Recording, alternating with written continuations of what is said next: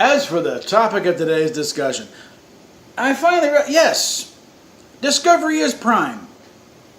Doesn't mean it's canon. Here's what I mean. I never liked the term Prime, frankly. I prefer the established timeline or established continuity. So here's how it goes. Yeah, it's Prime, as in JJ's Prime time, which is not the original timeline. It's a totally different thing. Which is what I've been saying all along. What the Spock Prime is not our Spock. Our Spock would be doing the time warp calculations in his head from the second he realized what's happened. This Spock has no fucking clue how to do a time warp. The one in JJ Trek. So clearly, not our Spock. Now here's what we're being told the way it works out. And here we got the original timeline with Enterprise at the beginning. And actually, we're really going to stick it back. It goes back thousands of years. But with just what we've seen. Enterprise at one end. And then the original series sort of in the middle with the movies. And then long down the line, we got Next Gen, Voyager, and and DS9. And then what we've been told is along comes the Kelvin incident. And that sprouts off into the Kelvin timeline, which is where the JJ verse movies. And to cap it all off, somewhere in there is Discovery. This is all a load of crap, and they know it. Because here's the reality of it. See, with the divide, when CBS got split, when Viacom kind of split into CBS and Viacom, there's basically a big barrier here. And the original timeline is pretty much shielded off from everything else. And the license agreement with Paramount Pictures requires that everything be, at least nothing can touch this. So that's why everything so damn looks strange with the JJ stuff. It's required to be. They're not allowed to go anywhere near it. They had sort of a fig leaf of a offshoot thing, but even then, still couldn't do it. And in here, that's where you get the JJ movies and Discovery. It's all in the same sort of licensing thing. And so, they can say it's canon all they want, but no, technically it's not. They're not allowed to touch canon. And this deal also doesn't expire really until 2020 because there's like a 10-year non-compete clause between original series, original timeline stuff, and anything that JJ comes up, or anything Paramount comes up with, and just probably include the Tarantino stuff too. So that line cannot be crossed in 2020. So even Discovery, with all the hype, it's Prime. Well, guess what? That's what I've been saying for a while. Prime does not mean the original timeline.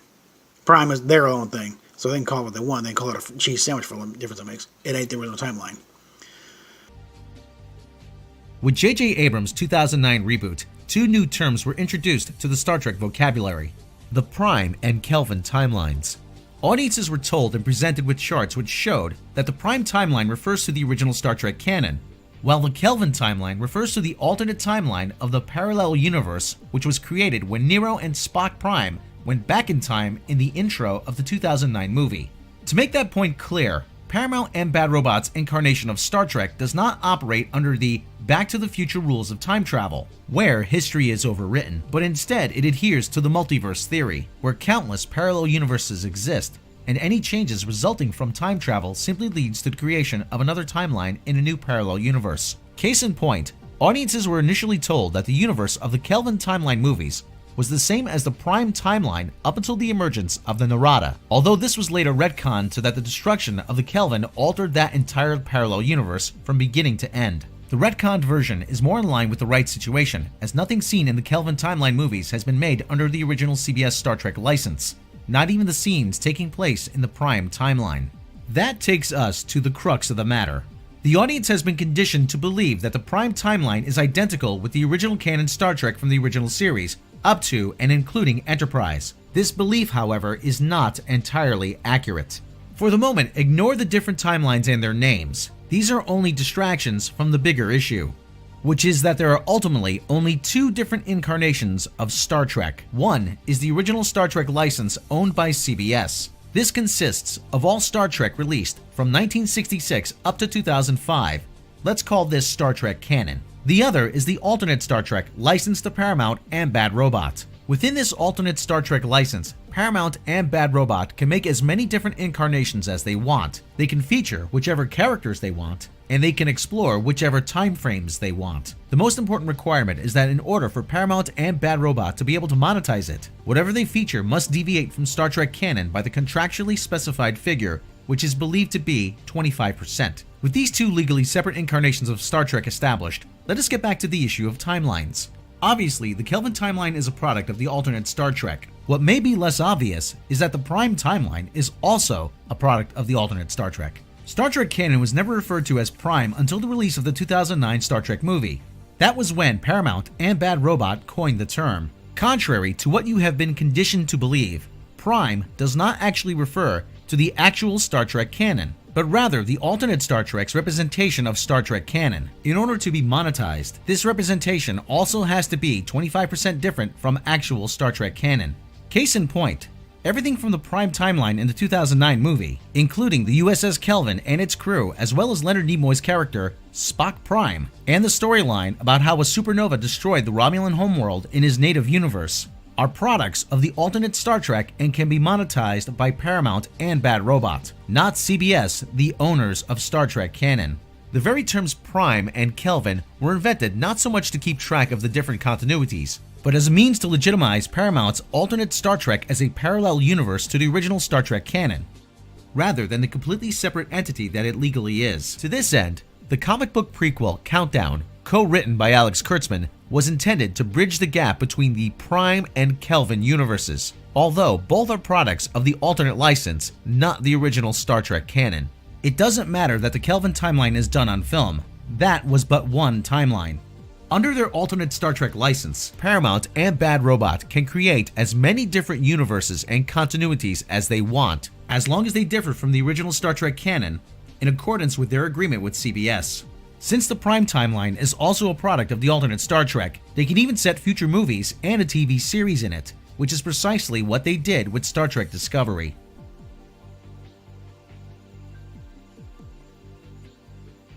From what we have been told by people with knowledge of the situation, Discovery progenitor and original showrunner Brian Fuller did intend for his vision of Discovery to be part of actual Star Trek canon under the original CBS license. However, due to a variety of legal issues and subsequent deal-making between Multiverse and Paramount that was outside of Fuller's control, Discovery had to be made under the alternate Paramount license. Since it was Bad Robot that ran Paramount's Star Trek operation and J.J. Abrams had already jumped the Star Trek ship, it was Alex Kurtzman and his Bad Robot team that were brought over to CBS to oversee development of Star Trek Discovery, now under his ironically named production company, Secret Hideout. We've brought in a lot of the same people who worked on the movies to be working on the television show. For Moonves, this was an easy deal to accept. Paramount's involvement meant less CBS personnel being locked up with Discovery. Paramount would take on some of the risk, while CBS would continue to get any and all revenue of the merchandise based on the original Star Trek canon, and most importantly, they would still get the material to promote CBS All Access, which was just about the only thing about Star Trek that Moonves was interested in. For Discovery, this meant lining up with the original Star Trek canon was no longer a priority.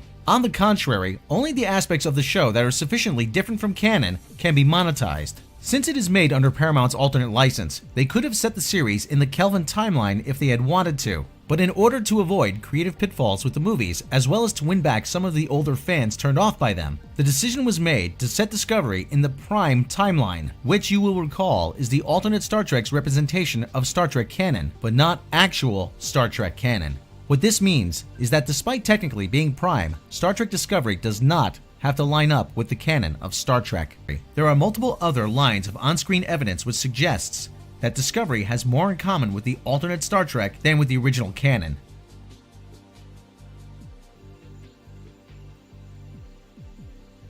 While anything that appeared in the original Star Trek canon cannot appear in Discovery without being separately licensed, and even that can't be monetized, the Discovery team, which is the Bad Robot team under another name, can pick and choose whatever they want from the Kelvin timeline movies, since Star Trek Discovery is made under the same alternate license as them. This is why the Discovery uniforms contain the same raised Starfleet Delta watermarking as the Kelvin uniforms. In Season 2 of Star Trek Discovery, we are introduced to Captain Christopher Pike and the rest of the crew of the Starship Enterprise. Their uniforms are slightly altered versions of the uniforms from Star Trek Beyond. Discovery also features many of the same designers that worked on the Kelvin movies. One example is Neville Page, that designed the Klingons for Star Trek Into Darkness, and then redesigned the Kelvin Klingons into the Klingons seen on Star Trek Discovery, where he serves as an alien designer. Meanwhile, both the Star Trek Discovery-style Klingons and the new Star Trek Discovery aliens, the Kelpians, have appeared in the Kelvin line of Star Trek comics, which again are part of the alternate Star Trek copyright. In order to explain the obvious departure from the Star Trek canon, as well as the equally obvious similarity to the Kelvin movies, the party line, Star Trek Discovery is a visual reboot, but it's still Prime, is a recurring favorite among Discovery's defenders. It might be more appropriate to admit that rather than rebooting the visuals, Discovery instead recycles and refines previous visuals from Kelvin, the earlier incarnation of Paramount and Bad Robot's alternate Star Trek. Star Trek Discovery is technically Prime though, but as we've seen, Prime is not the same as the original canon. The same will be true for the in-development Picard series, which will also be made under the alternate Star Trek license. In an interview with The Hollywood Reporter, Alex Kurtzman revealed that the series will feature a radically different Picard, which is a requirement of the agreement with CBS and take place in the aftermath of the destruction of the Romulan Star Empire, which was alluded to in Spock Prime's recollections in the 2009 movie, as well as in the Countdown comic, both of which were made under the alternate license. More than that, all of the different Star Trek series that have been announced by Alex Kurtzman, whether they ultimately end up seeing the light of day or not, are scheduled to be made under the alternate Star Trek license, which means they will be legally separate from the original Star Trek canon. Even so, the deliberate strategy appears to be not only to market Discovery and the upcoming series as Prime, but also increase confusion by proclaiming them to be canon. While Paramount and Bad Robot can't prevent CBS from licensing the likenesses associated with the original canon, they can blur the lines in the public's perception of what canon is.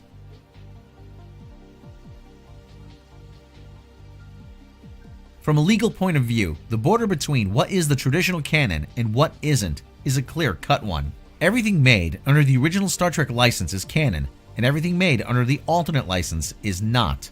Although the alternate Star Trek arguably has a separate canon of its own.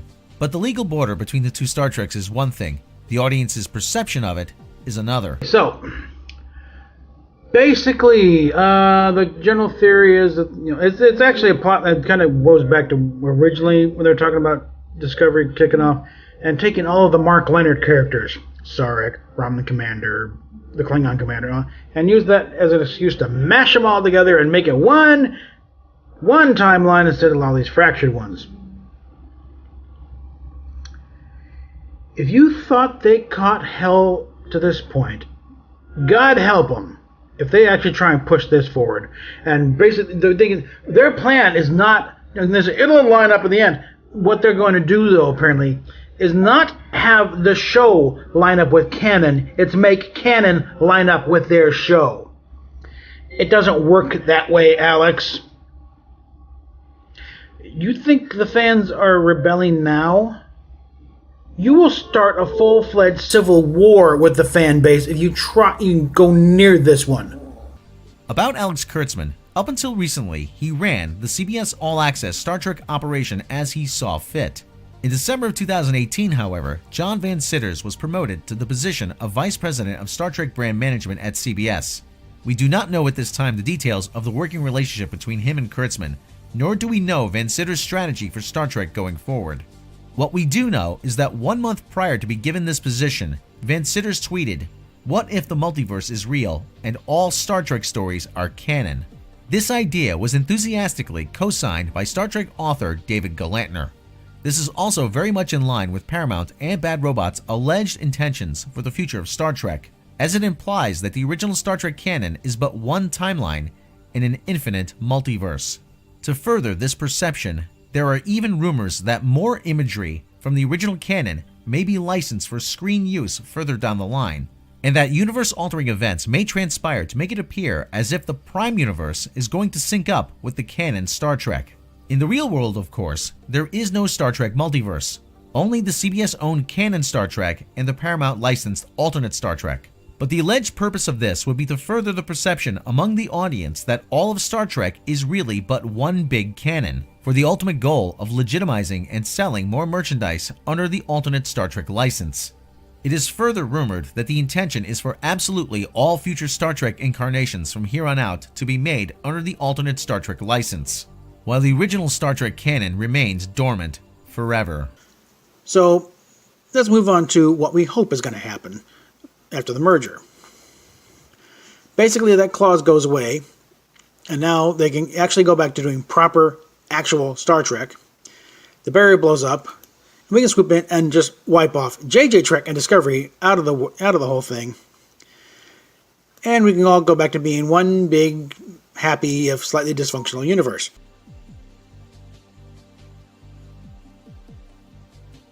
A Viacom-CBS remerger is now more likely than it has ever been before, to the point where it may just be a matter of time. That begs the question, what would such a remerger mean for Star Trek? The honest answer at this stage is that no one knows. In principle, a remerger would nullify the need for an alternate Star Trek license, as all of Star Trek would be back under one roof. In practice, however, there may be more difficulties if other stakeholders than just CBS and Paramount are involved. We do not know if Moonves gave Kurtzman or Bad Robot any other concessions when Kurtzman was given his 5-year mission, but if he did, that may complicate matters further. And the Star Trek licensing deal is already complicated enough as it is. Insiders with knowledge of the situation allegedly have expressed the point of view that selling off the Star Trek brand wholesale by buying out each individual stakeholder might be easier than trying to untangle the quagmire the right situation has become. That is a last resort, though. From what we hear, Sherry Redstone does consider Star Trek to be a family heirloom. As such, the more likely course of action is that the new management of a remerged CBS and Viacom will try to fix the brand as soon as it is fully theirs to fix. I told you so.